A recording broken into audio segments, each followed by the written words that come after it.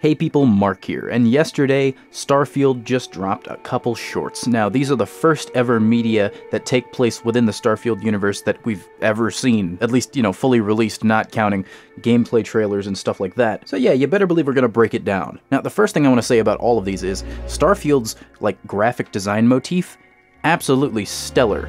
Pun intended. The animation of these is very good. It's an interesting style. It's sort of this, I'm not good with identifying physical art methods, so I don't know, but it looks like a watercolor kind of thing. That's just like the vibe I get. I took a goddamn drawing course. I've taken 3 drawing courses in school. I shouldn't know this. So the first short that I watched was called Supra et Ultra. That means above and beyond in Latin. Now that makes a lot of sense with later what we're going to talk about with a lot of the underlying themes involved in these shorts. What we watch literally is something that you'd expect out of a United Colonies propaganda video, probably. I didn't read this description until, right now, after recording the video. In the city of New Atlantis, capital of the United Colonies, Kent, a courier pilot, aspires to live in the most desirable part of the settled systems. As he exits his ship, his door stutters as it's opening a bit. He's got a box under his arm, he's delivering something, so yeah, we can tell that this guy is not at the top rung of whatever ladder he's climbing. He looks at these glimmering towers that are pillars of what humanity's capable of, and it fills him with hope. It inspires him a bit.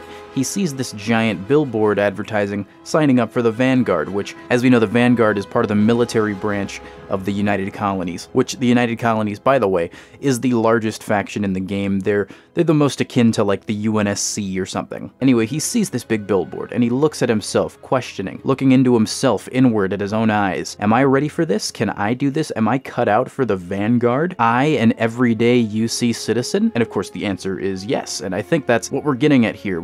We'll get into it later. So he goes to MAST, which it's a funny name. It's funny because MAST means wiener, and he signs up for the Vanguard. And he agrees to the enlistment agreement. By joining the United Colonies Vanguard, you agree to perform necessary services for the United Colonies that could place you in serious danger, resulting in harm to your craft or yourself, up to and including death. Now, this tells us a few things, actually. The UC, the Vanguard, does not give you a ship to do things with. You need a ship in order to join the Vanguard. I guess this means the Vanguard is not the main military force of the United Colonies. Perhaps they're more akin to contractors or mercenaries of sorts, the Uber Eats of the military for the UC. We see this physical metal currency, which is quite surprising at this point in time in human history, I guess. And then we go and we see him off doing these dangerous, adventurous things, the kind of things that a hero, a member of the Vanguard, gets up to, something that the kids of the United Colonies could look up to and want to strive to be and be like. And then we see that it works out great. I mean,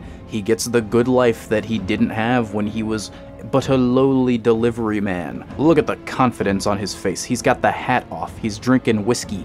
This guy's got it good. But of course, as a member of the Vanguard, he doesn't just sit here and wallow in his newfound luxury. No, he goes off and he finds more adventure. That's what being a part of the Vanguard is all about, or at least that's what this video is trying to tell us. Now, this next one that I like just as much is Where Hope is Built. This one takes place in Aquila City, which is the capital of the Freestar Collective on Aquila. The protagonist of this one, who has a similar ship to the previous guy, is having some trouble with their ship as well. They're on hard times just as much. They can't figure out just what it is until they find one piece out of place. After asking everybody in town who would know, she finds nobody who knows a place to find this part. And when she's at her lowest point, when she's like, how am I possibly going to do this? Where am I going to find this part so that I can get this ship fixed and get out of here? She finds this statue in the center of town and gets a flashback to the Colony Wars. Now, these are the first visuals we've ever had of the Colony Wars themselves, and we get a lot from it, actually. Aside from the fact that, obviously, the parents on the picture that we saw earlier both fought in the Colony Wars, we get that they were actually using, mechs and missiles and orbital bombardment was at play, and it's a lot. It's a lot. This guy's wife gets obliterated, man. And you know what? Chances are I'm probably gonna side with the Freestar Collective because, man, fuck fashion. So anyway, we see this guy bullying an old man, right? And just as he's about to kill this old guy for apparently no reason, our main character gives him a good back-of-the-head punch and turns on his off button. I mean, they still should take his gun away from him while he's on the ground, but they don't do that. It's fine. This guy offers her one of these metal currency things that we see earlier. We get very obvious, based on this one and the last short, that The UC, much more plentiful in everything. But of course she doesn't take this because he's got a derelict ship laying around over here. She finds this part and fits it in there nicely into her ship. Her ship starts up, I get the exploration chills, and she launches away. A lot to talk about in this one also after we get through the next one. And the last one is The Hand That Feeds. Now, actually less to talk about in this one. Neon, which is the much more cyberpunk city with a lot more of a cyberpunk clothing style going on. I really like it. This character, she looks awesome. I love her. But it's generally much rougher. Like, we don't get the nice visual of like, oh, it's a nice little farmland, or oh, it's such a glimmering city of hope and stuff. We get the inside of a bar and we see some people stealing shit and then buying guns. It's visually darker. The colors are like sort of more aggressive. There's the red of the Ryuji Industries building. I think that's what it's called. The usage of color in these, by the way, is just very, very interesting. The colors in Where Hope is Built, very warm, very much like the story that it's telling. Almost all of it is yellows and reds. Super Ed Ultra is a lot colder of a color scheme.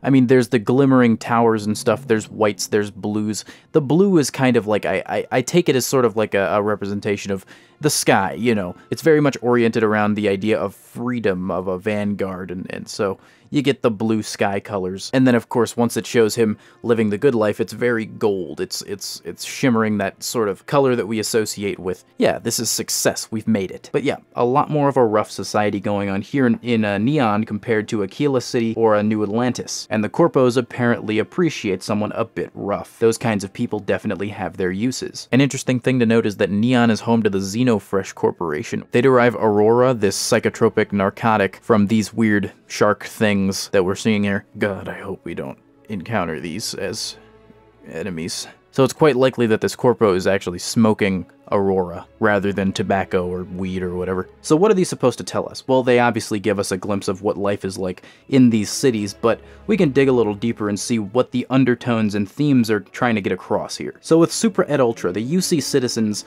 they're pretty bogged down by the system, but they find hope in that same system, in the dream that through like dedication to its service, they can reach for the stars and grasp them, and they literally can if they sign up for the Vanguard and they perform their duties accurately. No, it's probably a little bit exaggerated, right? Like, this is why I talk about it being propaganda-esque. I don't have faith that the United Systems, the United Colonies is gonna be this pristine, like, uncorrupt force. I have a feeling that they're going to be UNSC-esque in that they may have generally good intentions, but they may be run by a group like ONI. My viewers are mostly Halo, so I make Halo lore references, right? So if you don't know what that stuff is, ONI is the CIA, and the CIA is bad. Maybe I shouldn't say that. I don't... The Freestar Collective citizens, on the other hand, long for the freedom to go where they want and live as they please, and they build their hope by helping one another to make progress, with the ever-present ghost of the colony wars looming over their shoulder. They never forget those who got them there, though, just like the protagonist's main characters, their family. Now, the people of Neon, they take what they want out of necessity, while looking to the megacorps like Ryujin for a chance at a better life, and they'll do anything for that life, including bite the hand that feeds them. Now, of course, they're gonna look to these corporations as that's the standard for a good life, because it's the only example in their lives that isn't like full of hardship and strife. The argument to be made on whether or not that is a healthy goal, like I want to be happy, so I'm going to try and work for this big, probably evil corporation. It'd be a question to ask V from Cyberpunk, I don't know. But when your whole world is built around either being a part of that corporation and being happy and comfortable, or being not a part of that corporation and being sad and poor, you know, you'd probably shoot for the corpos. But there you have it. Aside from some trailers and some interviews, that's our first look at the world of Starfield. We haven't gotten the darker side of living in the United Colonies or the Freestar Collective. I'm sure there's darker sides to all of this. We haven't gotten the good corpo life of Ryujin Industries on Neon or anything like that, so there's still stuff to see. I don't know if there's going to be more of these, but I really like these. They're very well animated, and Starfield's just got this awesome sort of NASA punk style going on that I just am in love with. The ships are beautiful. There's not a whole lot I can say about them all just yet because we don't have much details, and it does seem like you can build your ships to look however you want. That's all I've got, really. I like these. I like these a lot. I hope that you like them too, because I'm going to be covering a lot more Starfield, it seems, because they're ramping up. The next video I have coming out will be the Punic class supercarrier breakdown for Halo, and I'm recording that after this, so yeah. Thank you.